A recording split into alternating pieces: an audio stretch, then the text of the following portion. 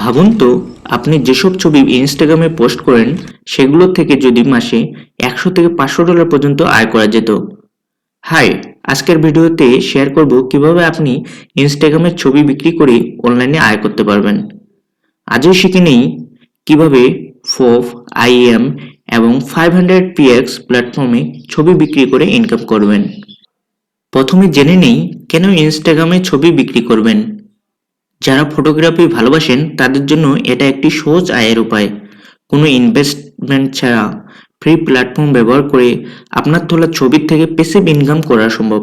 Photo বিক্রির সেরা 3টি প্ল্যাটফর্মের মধ্যে প্রথমটি হচ্ছে ফোভ। ফোভ হলো একটি জনপ্রিয় ফটো সেলিং অ্যাপ। কিভাবে কাজ করে?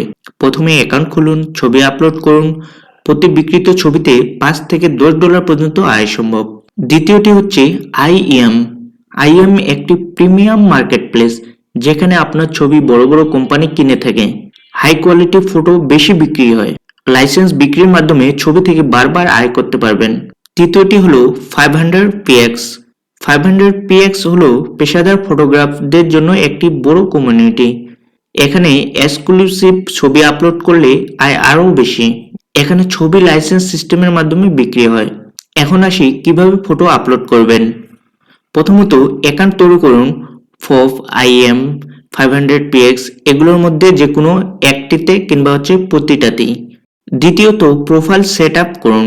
3 নম্বরে ফটো আপলোডের নিয়ম। অবশ্যই মনে রাখবেন হাই রেজলিউশন ছবি আপলোড করা লাগবে, ভালো ক্যাপশন ও ট্যাগ ব্যবহার করা লাগবে, আলো এবং কম্পোজিশন ঠিক রাখতে হবে। এখন আসি কিভাবে লাইসেন্স বিক্রি করে আয় করবেন। ছবি বিক্রি করার সময় সবচেয়ে গুরুত্বপূর্ণ বিষয় হলো লাইসেন্সিং।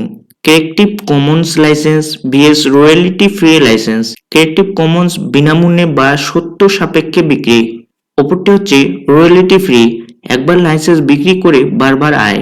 প্রাকৃতিক দৃশ্য, ভ্রমণ, ফুড ফটোগ্রাফি এবং লাইফস্টাইল ছবি বেশি বিক্রি হয়। কিছু আয়ের টিপস এবং ট্রিক্স।